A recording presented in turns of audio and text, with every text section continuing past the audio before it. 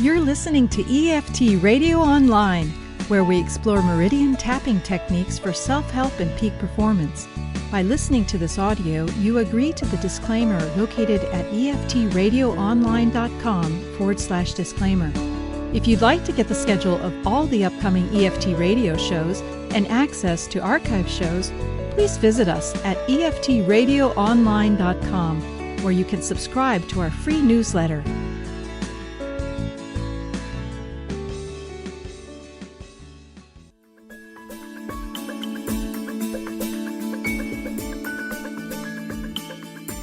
Are you easily annoyed? Are anger and frustration draining your energy? Are you hanging on to the past? Would it surprise you to learn that these everyday irritations are clues to your biggest problems? Welcome to What's Bugging You? Let's Fix It with EFT, with your host, Helen McConnell. Helen is a certified EFT practitioner who has helped more than 1,000 people tap away what was bugging them, resulting in weight loss, higher income, stronger relationships, freedom from pain, reduced stress, and more. Join Helen McConnell as she uses the personal, portable, permanent power of EFT tapping to help her guests fix what's bugging them. Hi everyone, Helen McConnell here. Welcome to another episode of What's Bugging You? Let's Fix It with EFT tapping. Have you ever said that you wanted to do something, that you really wanted to do it, but you just couldn't get yourself to do it? Like your feet were stuck in cement or something? These inner resistances keep us from doing the things we say we want to do, the things we know we want to do. And today on this show, we're going to tap with my guest about inner resistance and what holds her back from doing what she knows she wants to do. I hope you'll listen and tap along and gain borrowed benefits for any part of your life that where you're holding yourself back. As you'll see on the show today, what's bugging us today is always an insight into a deeper issue. And as we tap through what's bugging my guest, we'll discover some deeper issues from childhood. That's usually where these things start. And tapping is the greatest, most powerful tool for helping us get free from these messages that we got as children that weren't necessarily true. In fact, most of the messages we got about ourselves were not true, and we want to get free from those. Today my guest is Michelle Leupitz. Michelle has a psychology degree and 4 years working in social work and mental health here in Portland, Oregon. And she's recently launched her own EFT tapping practice. I'm so excited for that. So welcome, Michelle. Thank you. Thanks for being on the show today. I'm really excited to have you. Yeah, thanks for having me. I'm going to ask you a couple of questions. So what is it about tapping that made you want to pursue training in this field? Well, I learned about tapping, I would say, 3 years ago. When I first learned about it, I thought it was this crazy technique that I would never use, and I told people it was all in their heads and it couldn't work. But then I started to learn more about it, and I actually started to use it and found that it was an extremely powerful technique, and decided that I wanted to share it with other people because of the way that it had helped me in my life, and I wanted to help other people with it as well. So I decided that I would start training in being a certified EFT coach. Excellent. And could you tell us just a couple of the ways in which tapping has helped you in your life? Absolutely. First, I was going through a pretty tough time of feeling really anxious. I didn't go out much. I didn't get out of the house much. And it really just allowed me to kind of get my life back. If you were to see me 2 or 3 years ago, it's a completely different life than what I'm living now. I'm able to fly on planes and go on adventures and fly even on my own, when before I couldn't even imagine getting on a plane. And so it's had amazing results. Excellent. That's a wonderful testimonial. Both the fact that you didn't believe in it at first and thought it was just craziness, and especially because you are in the psychology field. That's such a great Mm-hmm. testimonial, because I know people will say, like, well, what is this crazy tapping stuff? But it Mm-hmm. really does work, and you don't have to believe in it, obviously, for it to Yeah. work. I think that's the magical part of it is you don't have to believe in it. And once you start to learn the science behind it, it really makes a lot of sense of why it works. Doesn't it, though? Yeah, it's very exciting. And then you talked about overcoming a phobia of flying. That's really excellent. That's a Mm-hmm. great. That's one of the many, many, many things we can use tapping for. Absolutely. And I never would have imagined that I would fly multiple times by myself on an airplane And enjoy it. and enjoy Yeah, it. yeah, excellent. Okay. So, would you tell us just a little bit, tell the listeners about your new practice? Do you have a specialty?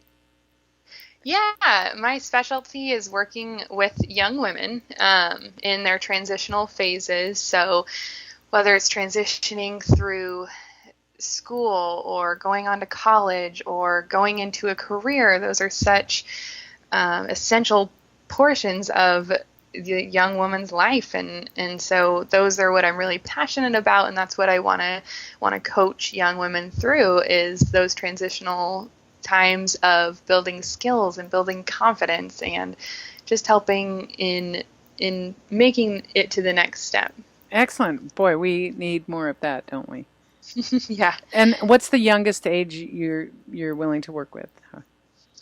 I would say probably around 12 would be the youngest age that I would go with, but Okay. there's always room for flexibility. All right, and 12 is a really pivotal time, isn't it? Transitional It is. time. Yeah. It is, and I think it often can be forgotten, or it's hard to kind of go back to that age because that is a tough and essential part of our growth. Absolutely. And I remember when my kids were in middle school aged, and the parents and the administrators used to talk about how difficult it was to get parents to participate at that age, well, when their kids are at that age, because the kids just are so mean to their parents sometimes. They don't want to have anything to do with their parents, but that's not really the case. That's just the way they act. So what a great time for you to come in and help. Would you be working with their parents as well at that age, or how does that work? I think that would be great to work with the parents as well. I think that it can build a really strong relationship and connection with the parents to have that that familiarity with what their kids are going through and the changes that they're having, and how EFT can help with those moments. And if everybody in the household is tapping, things are going to be a whole lot better. Yeah, I can imagine they would be so much better with tapping. Yeah. And do you work in person or by Skype, or how do you work? I work both in person and by Skype. Okay. And what is the name of your business, Michelle? Continuing Your Journey. Oh, excellent. Do you offer free consultations? Yeah, I offer free 30-minute consultations to kind of get to know about tapping, or start wherever you're at and just talk about if tapping and coaching would be right for you. Excellent. And how would listeners contact you if they're interested in working with you? They can contact my phone number. It's 503-551-5927. Okay, and would you repeat that one more time?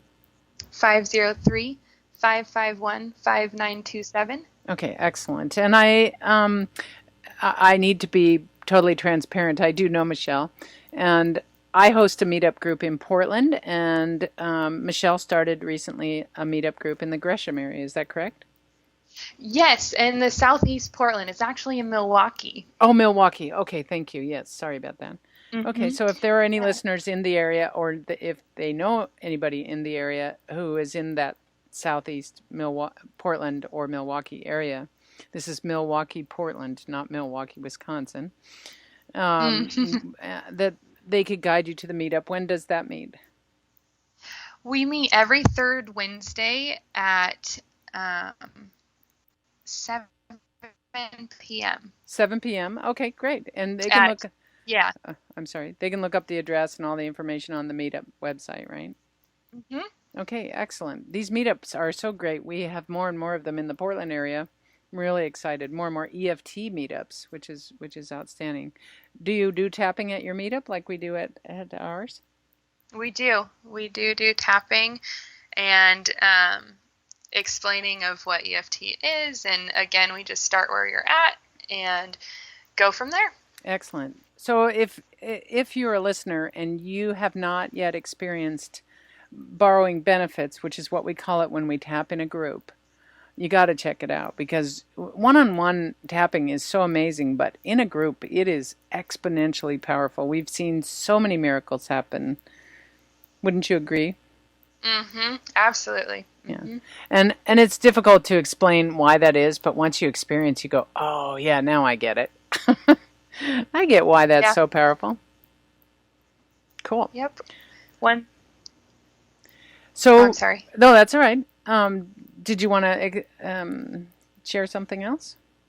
Oh, I was just going to say one thing that we do in the meetup group to kind of help with seeing the borrowing benefits is we just have people write down kind of anything that they're coming in with and the level of intensity of it. And then at the end, they can look to see if there's been any changes in what presenting issue they've come in with. So it's pretty amazing to see the results, even if we're not tapping specifically on their issue. Isn't that great? And writing it down like that is a great way for people to really recognize the change. And the reason we do that, the reason we use a SUD, a subjective unit of distress, the number that we use, 0 to 10, is so that the client can notice the change and so that we can notice the change in the moment. But ultimately, we don't need to recognize all of that, but we kind of like to. We like to recognize that the change has taken place. Yeah, because if you start out at a 10 and you don't write it down, you could, by the end, feel like maybe you thought it was a 6, or you don't notice the changes that... Or you don't even, kind of don't remember that you had it that intensely. Yeah, we're very interesting beings that way. So, yes. Excellent. Okay, well, I didn't invite you here just to talk about your practice, although I definitely wanted to give you a chance to tell the listeners about it. But we're going to actually do some tapping, and I have no idea what we're going to tap on because I haven't talked to Michelle about this. But I'll just ask you what I always ask my participants. What's bugging you today, Michelle? Yeah, lately I've been feeling this resistance to put myself out there and market myself. There's something that's like holding me back right now, and it's been really bothering me. Okay. All right. And I'm just writing down a few notes. I think this is really common amongst new practitioners and anyone starting their own business. There's a lot of scary stuff in our head.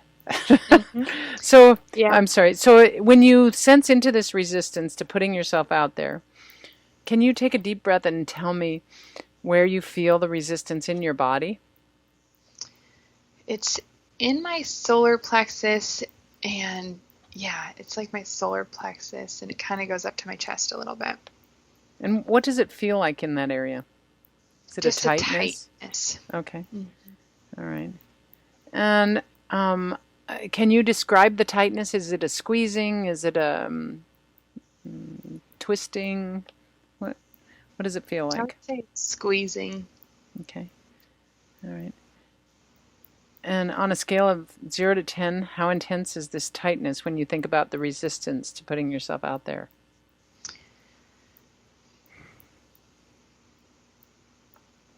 I would say like an 8. Okay. And I want the listeners to know, most of the listeners, I think, understand this, but this is a subjective number. There's no right or wrong answer, and we only can ask you how you feel about it, and then we'll ask you again later how it feels. The really cool thing I want to explain to everyone is that when we're going to tap on the physical sensations that Michelle is having, that she is relating to resistance. And oftentimes when we clear away the physical sensations using tapping, in other words, they dissipate, then the actual emotional or mental resistance goes away with it. And we may not know. It's sort of like the borrowing benefits. We may not know what it was. And that's one thing that can happen. And the other thing that often happens is that as we start tapping on the physical symptoms, your subconscious mind will give you a clue or several clues as to what is going on. So tapping relaxes your mind and your body so that you can hear your subconscious mind give you the clues. And then we'll take those clues and tap on those, okay? Mm-hmm. Okay, so as we tap, if anything comes up, feel free to interrupt. This is all about helping you. And those clues that come up may seem related or unrelated. It doesn't matter. Perfect. Okay, so everyone just tap along. Get the borrowing benefits as you tap along with Michelle and I. Michelle, tapping on your karate chop point, repeat after me. Even though I feel this resistance. Even though I feel this resistance. To putting myself out there. To putting myself out there. To marketing myself and my business. To marketing myself and my business. And I feel it like tightness in my solar plexus. And I feel it like tightness in my solar plexus. Up to my chest. Up to my chest. And it feels like squeezing. And it feels like squeezing. At an 8 intensity. At an 8 intensity. And I love and accept myself completely. And I love and accept myself completely. And I honor these sensations. And I honor these sensations. And then we repeat this a couple times. Even though I feel this resistance. Even though I feel this resistance. Like a tightness in my solar plexus. Like a tightness in my solar plexus. I love and accept myself completely. I love and accept myself completely. One more time. Even though I feel this resistance. Even though I feel this resistance. To marketing myself. To marketing myself. And it feels like tightness in my solar plexus. And it feels like tightness in my solar plexus. Up to my chest. Up to my chest. I love and accept myself completely. I love and accept myself completely. And then we tap around the points. Everyone just tap along and repeat after me. Top of the head, this feeling of resistance. This feeling of resistance. On the eyebrow. In my solar plexus. In my solar plexus. Side of the eye. This resistance to marketing myself. This resistance to marketing myself. Under the eye. This tightness in my solar plexus. This tightness in my solar plexus. Under the nose. This resistance to putting myself out there. This resistance to putting myself out there. On the chin. This sensation in my solar plexus. This sensation in my solar plexus. Collarbone up to my chest. Up to my chest. Under the arm. This tightness in my solar plexus. This tightness in my solar plexus. Okay, and then just take a nice cleansing breath. And while we were tapping that round, your voice changed a little bit. Did anything come up for you? I noticed that my mind does not want to focus on this issue. Okay. That's a good thing to notice. Yeah. And I think it's because I know that I need to work on it. And there's a lot of again, like I said in the beginning, there's resistance. And I think I'm resisting even working on the resistance. Okay. So these are the things where we just follow the lead of, that's a good clue. Your mind is wandering. Is that right? It doesn't want to focus? Mm-hmm. Where did it have you go? Do you remember one thing that had you trying to think about while we were tapping? Oh, that's a good question. I don't think. Yeah, I don't remember. Okay. Actually. But did you find yourself just going, oh my God, I'm on the radio. I'm supposed to be paying attention. Yeah. Okay. Yeah. All right. Tap on the karate chop and say, even though my mind does not want to focus. Even though my mind does not want to focus. I love and accept myself. I love and accept myself. And tap around the points, top of the head. My mind doesn't want to focus. My mind does not want to focus. On the eyebrow. My mind doesn't want to look at my resistance. My mind does not want to look at my resistance. The side of the eye. My mind is creating this resistance. My mind is creating this resistance. Under the eye. My mind doesn't want to look at this resistance. My mind doesn't want to look at this resistance. Under the nose. My mind doesn't want to focus on this. My mind doesn't want to focus on this. On the chin. What would happen if my mind focused on this? What would happen if my mind focused on this? Collarbone. Who would I be if my mind focused on this? Who would I be if my mind focused on this? Under the arm. Who would I be if I discovered the resistance? Who would I be if I discovered the resistance? Okay, and then just take a breath. And notice whatever the next clue is. Did anything come up? Yeah, it did. When you said the piece about, I don't remember what it was, but it was a question, and my mind automatically thought like, oh gosh, I might have clients. Okay. And I was like, ugh. Okay. That's the thing. That's where we follow the clue. And our mind, we're talking about our subconscious mind here that's telling us these things. I might have clients. Yeah, that's what we're hoping for, right? And yet there's an inner conflict. I want to have clients, but I'm afraid to have clients. And so, and I want all the listeners to know that most practitioners come across this. It's not unique to Michelle. And so we're going to tap on, I might have clients. And what's the emotion that came up, or what's the feeling that came up when your mind showed you that clue? More, it was fear, and then like, oh gosh, I'm so busy already. Like I have so much going on already. And could you finish that thought? I'm so busy already. I have so much going on already. ... What? I don't know if I could handle it. I don't know how much more I can handle. Oh, okay. Okay. All right. Now that you're this busy jet setter and you're getting out and having a social life, there's just not time for this new practice, right?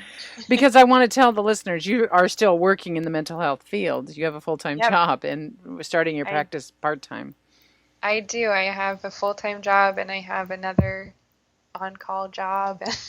Okay. All right. And all right.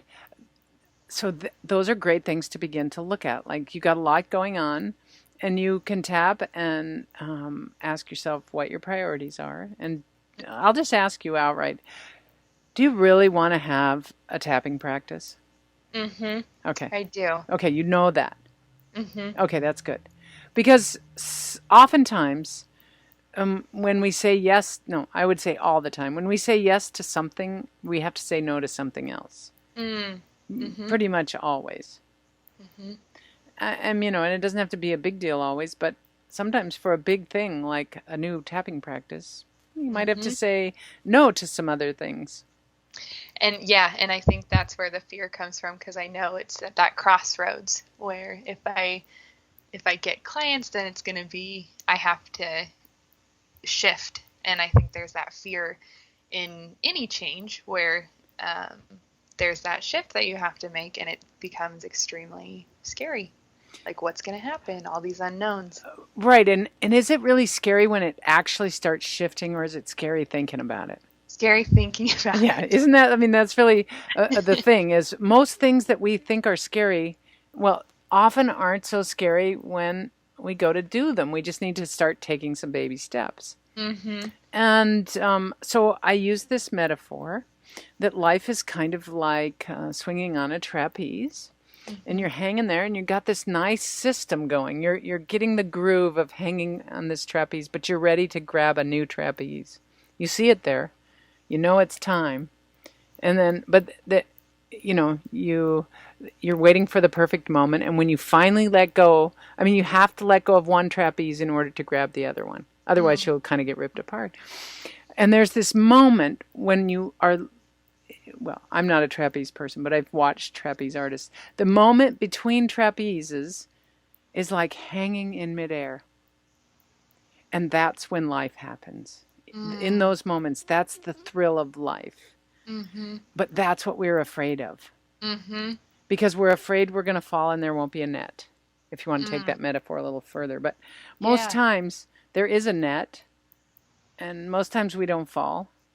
And we might grab the other trapeze a little bit awkwardly at first, but that's okay. So just kind of keep that trapeze metaphor, that moment when we let go, that's when life becomes thrilling. It's those transition moments. And interesting that you're going to be helping people with their transitions. Yes, it is. We'll be right back to do some more tapping with Michelle. In the second part of the show, we're going to tap on an issue that I think most women suffer from, which is putting other people first. And we're going to discover some deep roots to this issue for Michelle. We're going to help her tap through it and get some clearing and some freedom. And I think you're going to love it. So stay tuned and tap along. Want to learn more about EFT tapping and what's possible for your personal transformation? Would you like to have all your tapping questions answered in a no-pressure, no-obligation conversation with me? 20 minutes is all it takes. Go to my website, purposeprosperityhappiness.com, and click on the Schedule an Appointment button. That will take you to my calendar, where you can find a time to schedule a free 20-minute one-to-one conversation by phone with me. On that call, I'll answer all your questions about EFT tapping, and there's never a sales pitch. I look forward to connecting with you soon.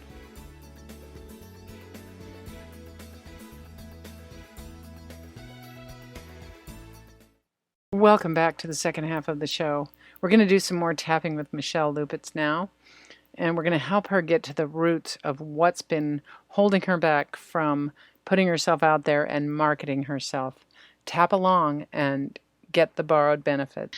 This is an important topic. Okay, so let's tap on what the clues your mind gave you, and just kind of see what comes up, okay? Okay. Even though I might have clients, Even though I might have clients, and I am so busy already, and I'm so busy already, I don't know how I'll handle this. I don't know how I'll handle this. And I'm afraid of that shift, And I'm afraid of that shift, even though it hasn't started happening yet. even though it hasn't even started happening yet. But I love and accept myself completely. But I love and accept myself completely. Okay, and again, I'm just hearing your voice, and there are just these subtle little shifts in your voice in your breathing. So I just want you to notice what you're feeling, even though I might have clients. Even though I might have clients, Which is what I say I want, which is what I say I want. and yet there's a part of me that's afraid of that. And yet there's a part of me that's afraid of that. I am so busy already. I'm so busy already. I don't know how I'll handle this. I don't know how I'll handle this. My mind has already taken me to a full practice, My mind has already taken me to a full practice, which is generally not how it happens. which is generally not how it happens. Yeah, I can actually ease into my practice, I can actually ease into my practice, but my mind is jumping way ahead. but my mind is jumping way ahead. But I love and accept myself anyway. But I love and accept myself anyway. Okay, and then tap around the points, and on the top of the head say, I might have clients. I might have clients. On the eyebrow, I am so busy already. I am so busy already. Side of the eye, I don't know how I'll handle clients. I don't know how I'll handle clients. Under the eye, I don't know how I'll handle having a full practice. I don't know how I'll handle having a full practice. Under the nose, and a full-time job. And a full-time job. On the chin, and a part-time gig somewhere else. And a part-time gig somewhere else. On the collarbone, my mind is telling me I have to handle it all. My mind is telling me I have to handle it all. Under the arm, and I'm really interested in that. And I'm really interested in that. Top of the head, why do I have to handle it all? Why do I have to handle it all? On the eyebrow, let's see. Oh, my specialty is going to be transitions.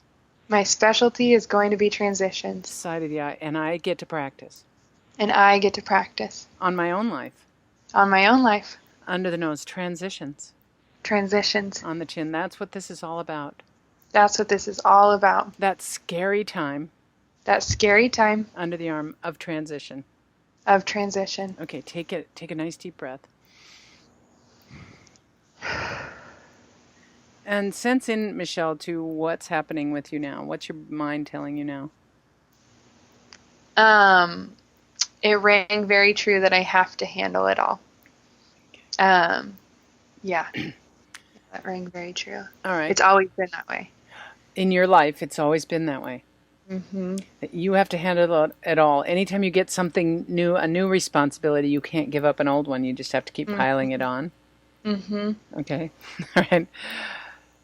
I totally relate. I'm kind of laughing because I relate to that. And there used to be this show called the Ed Sullivan Show, probably way before your time. But on there was this guy, and he would spin these plates on the tops of these poles. Mm-hmm. And he would have to keep all the plates going. And I always used to think, God, that's what my life is like. Just keep all the plates going. If one falls off and breaks, just throw another one up there. Don't let any of them stop. And yet we can't live like that. Mm-hmm. I always say that I have 6 things going, and it's always been that way, and it's just like norm. It's become my norm is to have 6 things going at once. Okay. All right. And you just gave us a clue.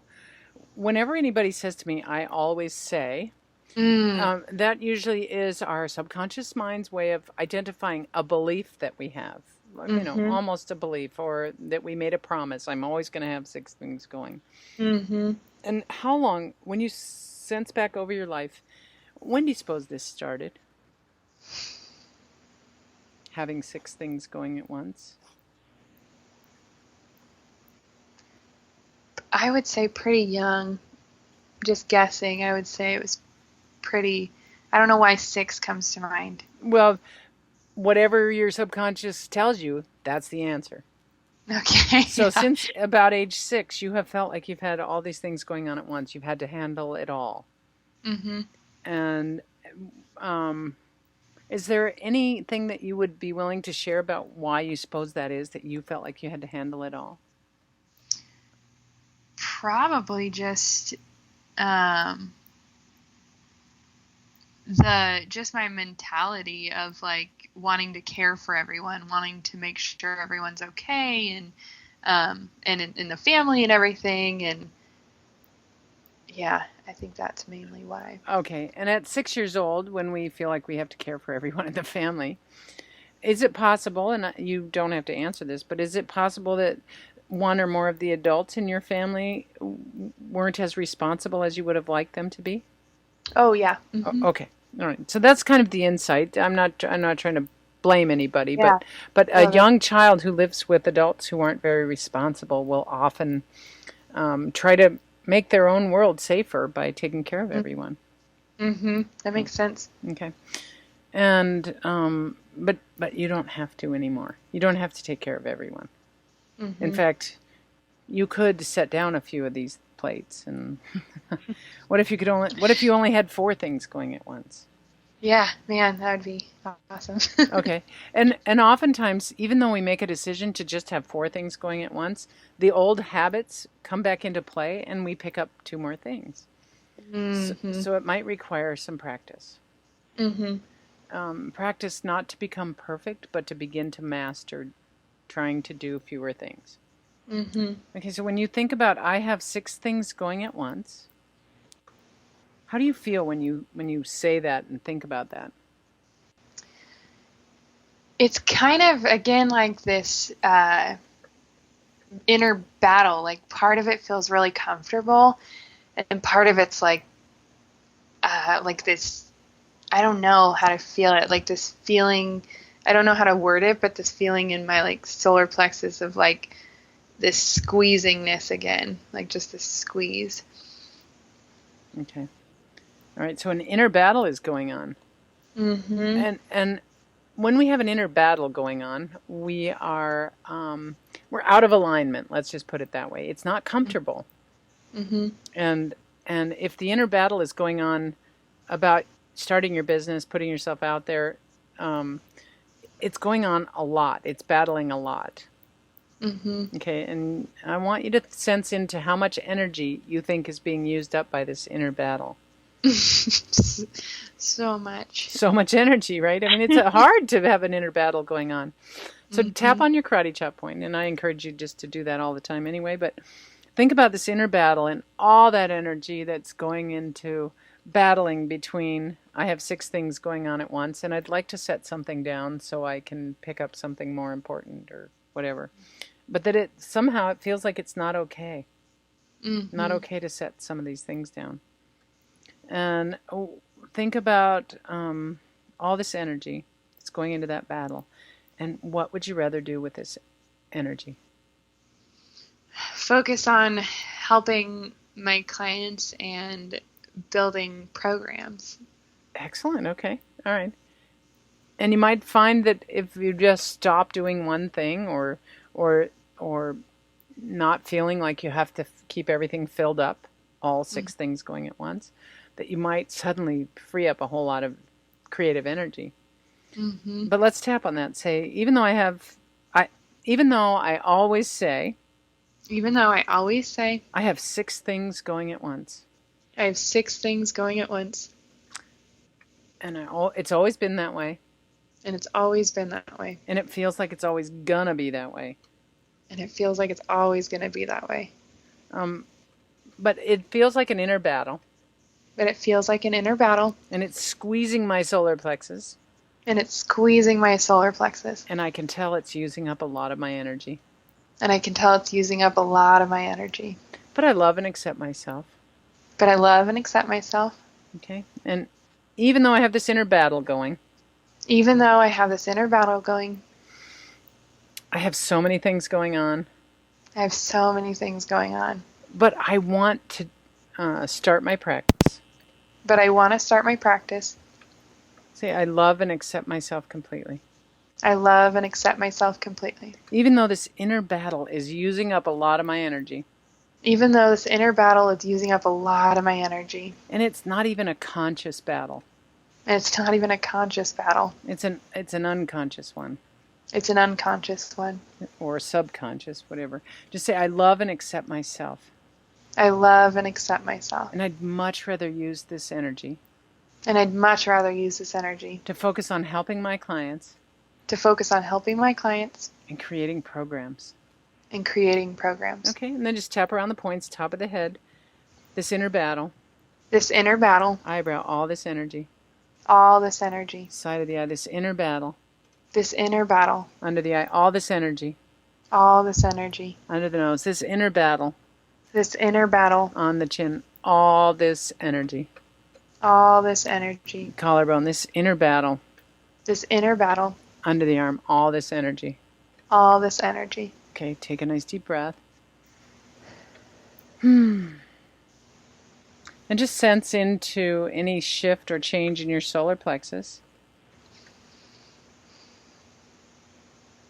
Yeah, it's gone down a lot. And I forgot to get a rating of where it was, but can you remember where it was, the squeezing in your solar plexus? It was probably around like a 6 or a 7, Okay. and I would say now it's like a 2. Oh, okay, so it's gone down quite a bit. And what do you think shifted that let go of that squeezing? I mean, that released some of that. Probably just giving myself permission to release set down one of those plates and like giving myself the choice to do what I really want with that energy. Oh, interesting. So do you feel like having 6 things going at once hasn't always been a choice? Yeah. Okay. This is a really great thing to tap on because it's so common, it's so prevalent in our society that we're doing way more things than we want to. And we feel like we have to, and we have this incredibly strong subconscious obligation to overwork and overgive. And it's not really helping anybody. Yeah. And when you said to fill, like use these to fill my life or something like that, the fill part was like, oh, when I was a kid, I likely used these things to fill the attention that I wanted or fill up what attention I wasn't getting or what I needed. I use anything, like if I just stay busy, I can fill up my life enough to not notice that I'm not getting the attention that I want, or right, or oftentimes what young children are doing is trying to get the attention they want by being a good girl, being really good, and when it doesn't work, I lived this way for the longest time. Well, if I just do a little more, maybe then they'll like me or love me. accept Or me. pay attention. Or pay attention, yeah. And what we end up doing, actually, in my experience, is overworking and really pushing everyone away. It's surprising, because then we don't get acknowledgement for how hard we work. No one appreciates how hard I work. And then other people don't want to be around us. What I discovered is when I stopped working so hard, people appreciated me a whole lot more. Isn't that just the weirdest thing? Yeah. But I think I was trying too hard. Does that seem relevant to you? Trying really hard to please people? Absolutely. All right, so let's tap on that. And I don't know what to measure. Okay, so how true does that feel that you've been trying to please people? I would say like a 10. Oh, okay. It feels very true. Okay, all right. And is that how, I'm not saying we don't want to please people. We do. But not at the expense of our own well-being. Okay, so how would you like it to be rather than trying to please people at a 10? You tell me where you'd like it to be. I think a healthy level for me would probably be, I would like it at a 4 or 5. Okay. All right. And how will you know it's at a 4 or 5? How would you know that you're trying to please other people only at a 4 or a 5 and the rest of it is about pleasing Michelle?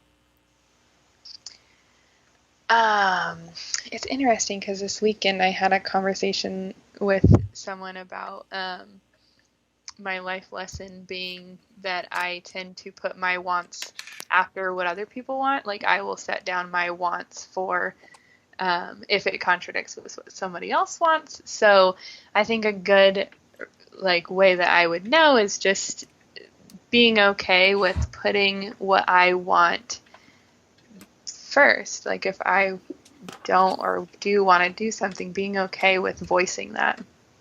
Excellent. And this is interesting because most of the group sessions that I've done this week have been on this very topic about, especially for women, we tend to not say what we want.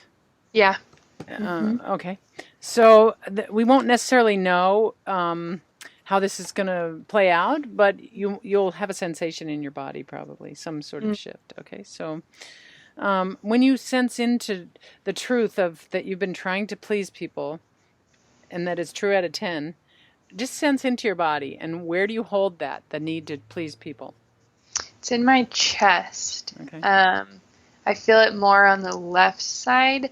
It's like this tightness. I want to say like a grip. Okay. All right. All right. And does it affect your breathing at all? Your, lung capacity? I don't notice it. Okay. But maybe. All right. I'm just putting my hand there. And the left side of the body is generally the feminine or our self, for women. This is that represents our self. And well, it's also, I think, where the heart is located, right? On one side. So think about that. If you kind of think about a gripping feeling on the left side of your chest, if you didn't let that go, if you didn't do something to dissipate that over and over, our bodies will, they're totally loyal to us. They never betray us. But if we sense a gripping on the left side of us and our body's trying to tell us something and we don't pay attention, just think what eventually that could turn into. I think of gripping your chest right there on the left side and going, oh my God, now it's starting to hurt. Yeah. Okay. And if you're not aware, if the listeners aren't aware, our emotional state directly affects our physical state, our well-being. Okay. All right. So let's tap on this tightness on the left side that's about trying to please people, and that's true at a 10. Okay. And let's just see what happens. So tap on the karate chop and say, even though I've been trying to please people. Even though I've been trying to please people. Most of my life. Most of my life. At the expense of pleasing myself. At the expense of pleasing myself. And I feel this sensation on the left side of my chest. And I feel the sensation on the left side of my chest. It's a tightness. It's a tightness, A gripping. a gripping. I'm so busy trying to please everyone else. I'm so busy trying to please everyone else. And I love and accept myself. And I love and accept myself. And I choose to know And I choose to know that it's safe to begin pleasing myself.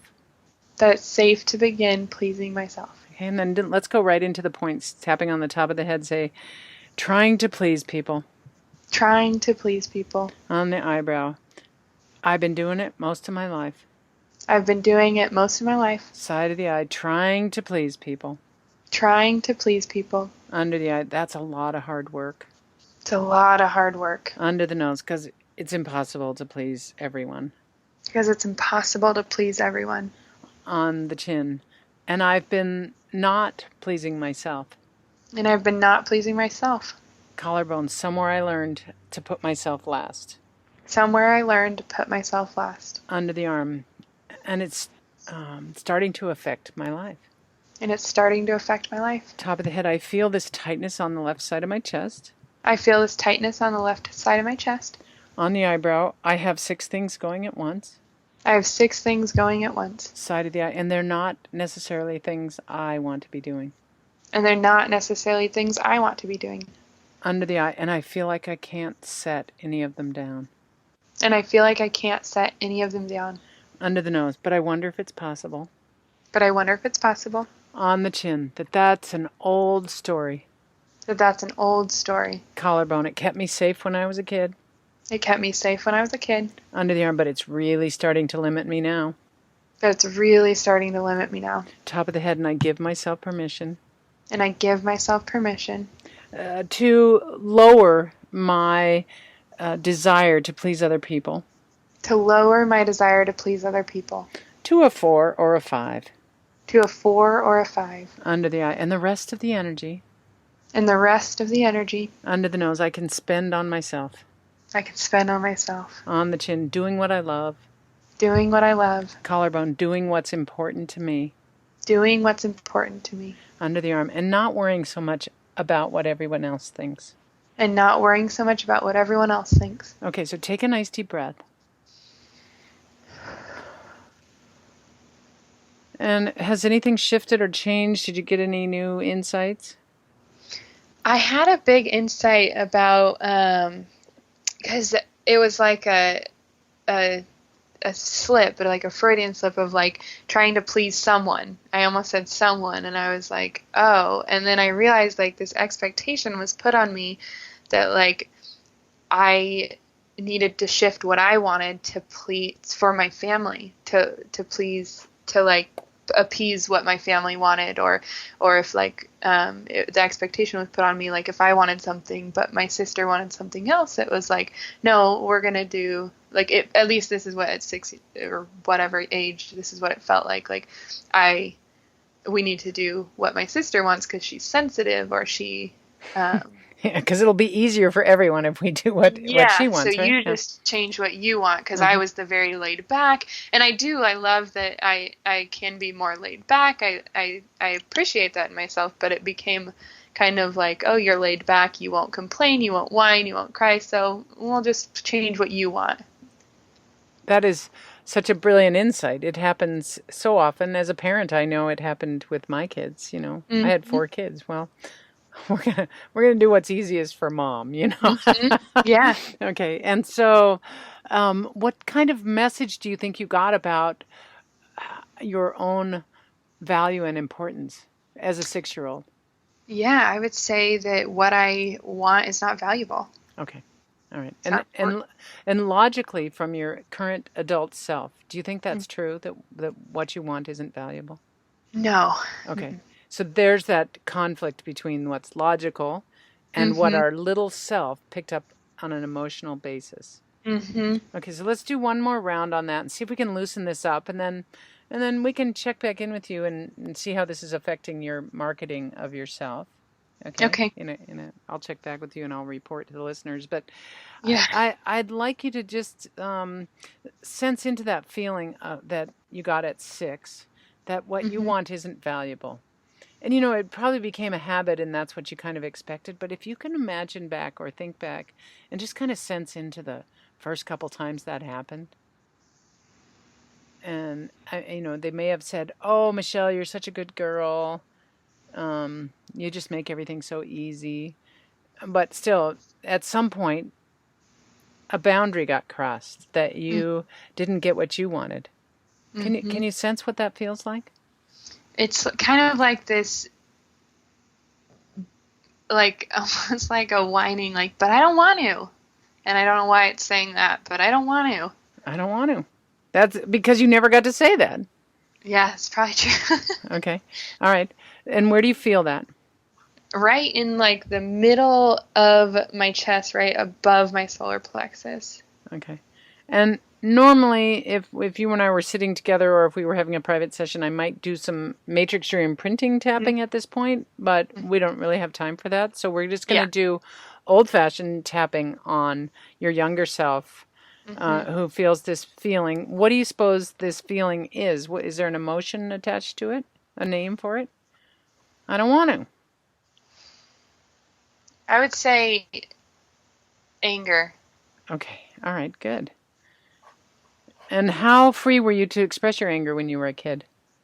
Oh, not at all. Okay.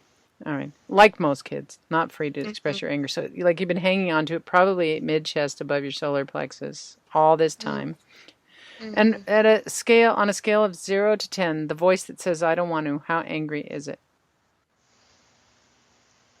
I am a 9. Okay. Good noticing. I bet you didn't even know that was there, did you? This is why I love tapping. It's like archaeology. I call it emotional archaeology. This is a treasure. Okay, and anger is okay. It's not a bad emotion, but we don't want to hang on to an anger at a 9 all these years, since you were 6 years old till now. That's just not healthy. And I mean like physically healthy, but it's also not emotionally healthy. And the fear of expressing our anger is a whole nother deal. We'll tap on that someday. All right, so especially for women, but all right, so let's see.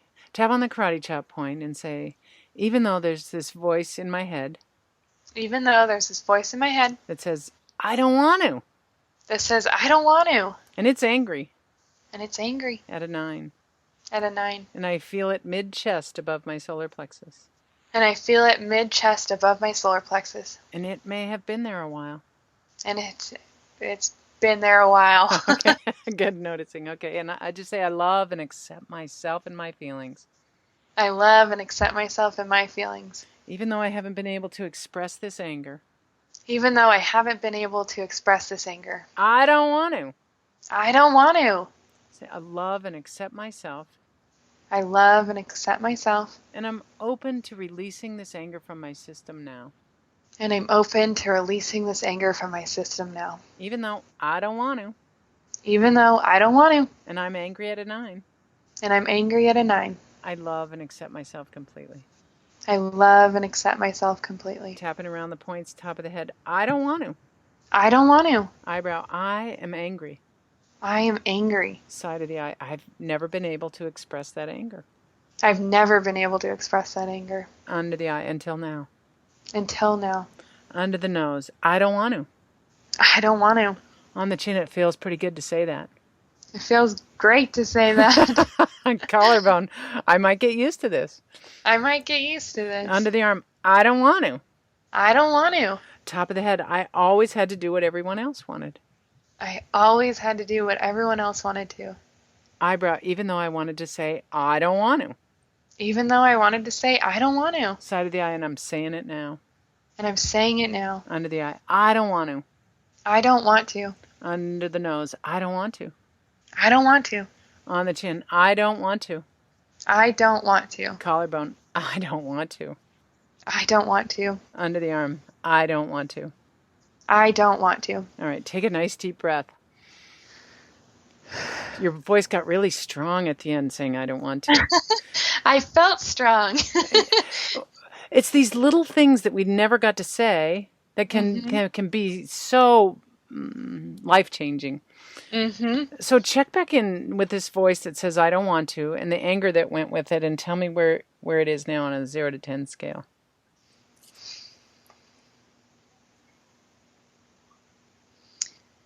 I don't even get anger. Mm-hmm. There may be a little bit of fear, but I think that's normal. Well, normal, but is it fear from when you were 6 years old? I don't think so. No, more fear from like now of like, ugh. I feel strong, but like this fear of like, oh, I can say this, but I don't really know how.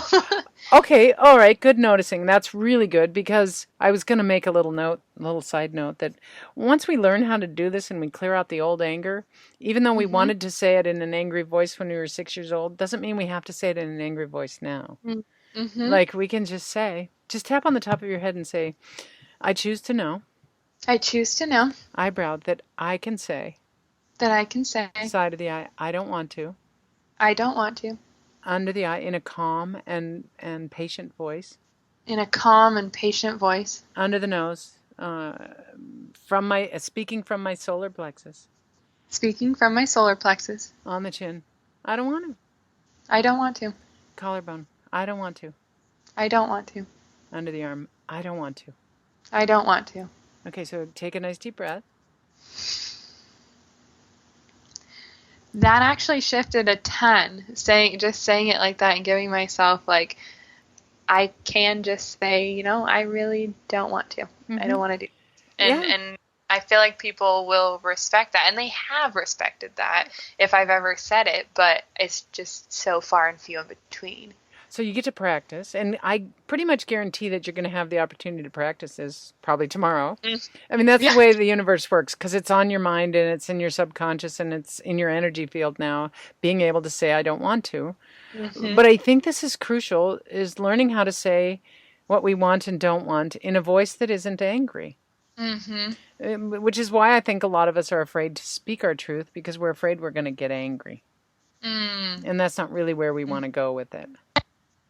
Yeah. Okay. All right. So how are you feeling right now overall, Michelle?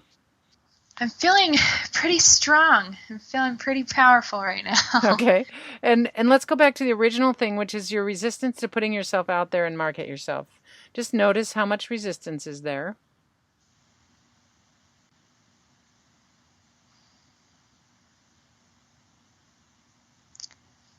I don't feel a lot of resistance. I'm really having to like work it up to get any like a 2. Okay, good. All right, that's excellent, because really what I think tapping is about is in general is clearing resistance to doing what we really want to do, to being ourselves.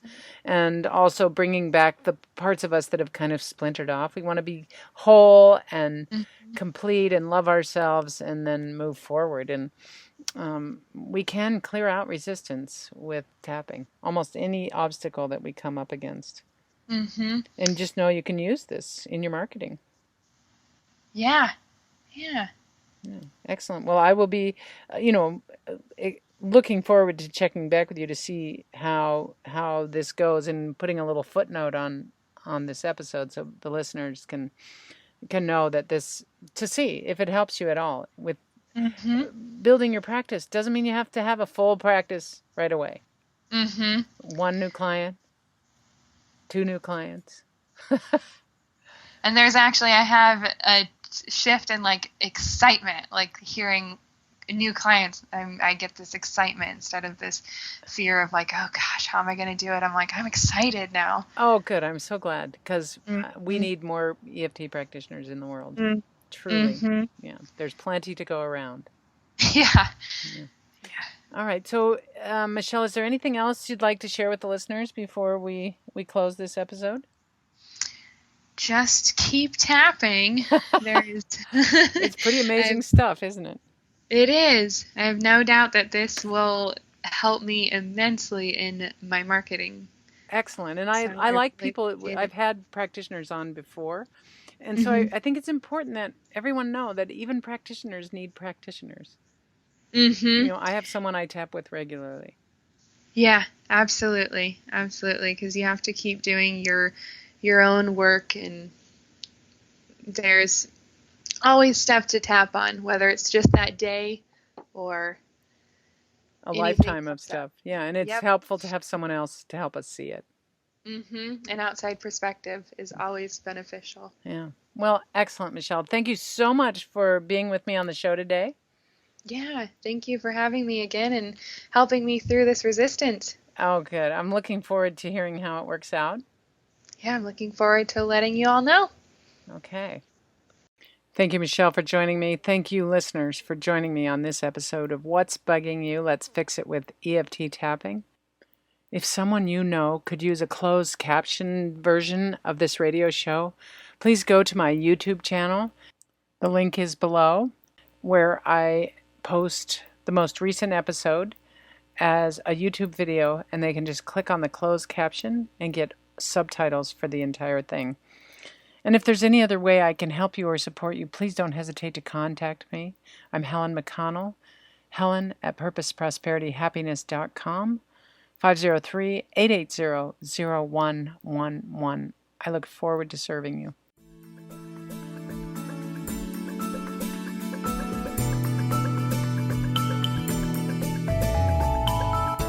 What's bugging you? If you'd like to be a participant on the show, please go to Helen's website, purposeprosperityhappiness.com, and click on the What's Bugging You tab. Then click on I Want to Be a Participant. While you're on the site, you can view all of Helen's free tapping videos or schedule a complimentary transformation conversation. Again, that's purposeprosperityhappiness.com.